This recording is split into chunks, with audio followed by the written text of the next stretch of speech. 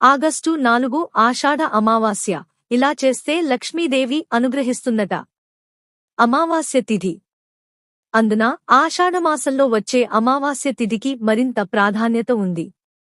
హిందూ మత విశ్వాసాల ప్రకారం ఈ రోజున దానాలు చేస్తే పితృ అమావాస్య రోజున దక్కినంత ప్రతిఫలం లభిస్తుందట. వాస్తవానికి ఆషాఢ మాసంలోని అమావాస్య రోజున మరణించిన పూర్వీకులు ఈ కుటుంబ సభ్యులను చూసేందుకు వస్తారట.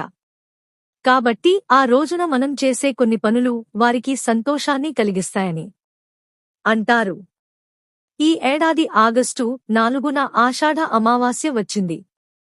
ఆ రోజున ఏం చేయాలి? అలా చేస్తే వచ్చే ఫలితాలు ఏంటో తెలుసుకుందాం. వైదిక శాస్త్రం ప్రకారం, హిందూ పురాణాల ప్రకారం ఆషాఢ అమావాస్యకు ప్రాముఖ్యత సంతరించుకుంది. ఎందుకంటే ఈ అమావాస్య తిథి శ్రీ మహావిష్ణువుకి అంకితం చేయబడినది. ఈ అమావాస్య రోజును విష్ణువును పూజిస్తారు. ఆషాఢ అమావాస్య రోజును కొన్ని నియమాలను పాటిస్తే మంచిదని, వాటి ద్వారా అఖండ రాజయోగంతో పాటు లక్ష్మీ కటాక్షం పొందుతారని శాస్త్రాలు చెబుతున్నాయి. ఆషాఢ అమావాస్య రోజును పితృదేవుళ్లను స్మరించుకుని వారిని గౌరవించాలి.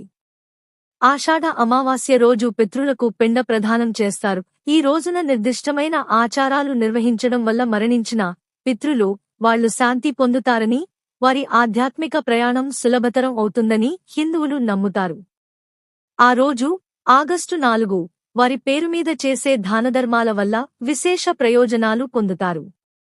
ఆషాఢ అమావాస్య రోజున ఉదయాన్నే స్నానం చేసి పూర్వీకులకు కుశ, నల్ల నువ్వులు, తెల్లటి పువ్వులను చేతిలో ఉంచుకుని తర్పణం చేయాలి.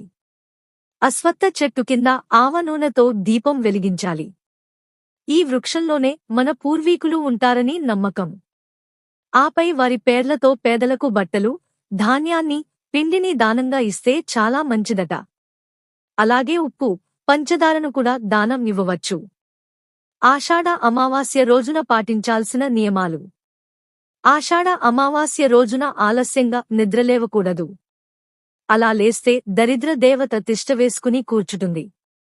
ఆషాఢ అమావాస్య నాడు పాటించే నియమాల్లో తగిన జాగ్రత్తలు తీసుకోకుంటే మన ఇంట్లో ఉన్న దరిద్రదేవతని తరిమేసి లక్ష్మీదేవిని ఆహ్వానించవచ్చు.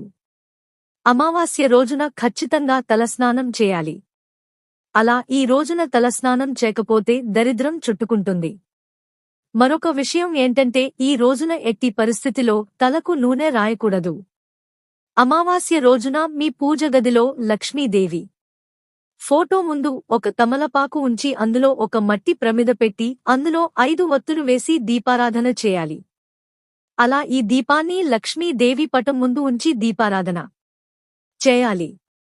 ఇలా ఎవరైతే చేస్తారో అలాంటి వారికి అష్టదరిద్రాలు పోయి అష్టైశ్వర్యాలు లభిస్తాయి. పౌరాణిక గ్రంథాల ప్రకారం ఈ అమావాస్య పూజలు, ఉపవాసాలు చేయడం వల్ల పాపాలు నశిస్తాయి.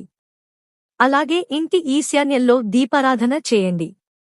ఇలా చేస్తే లక్ష్మీదేవి మీ ఇంట్లోకి అడుగుపెడుతుంది. అలాగే దీపాలకు ఆవు నెయ్యి ఉపయోగించండి. అమావాస్య రోజున ఇంట్లో చీమలు కనబడితే వాటి ఆహారం వేయండి. ఇలా చేయడం వల్ల మీ పూర్వీకుల ఆశీర్వాదాలు పొందుతారు. మీ కోరికలు నెరవేరుతాయి. ఇక ఈ మధ్యకాలంలో దృష్టిని తొలగించుకోవడానికి కాళ్లకు నల్లదారం కట్టుకుంటున్నారు.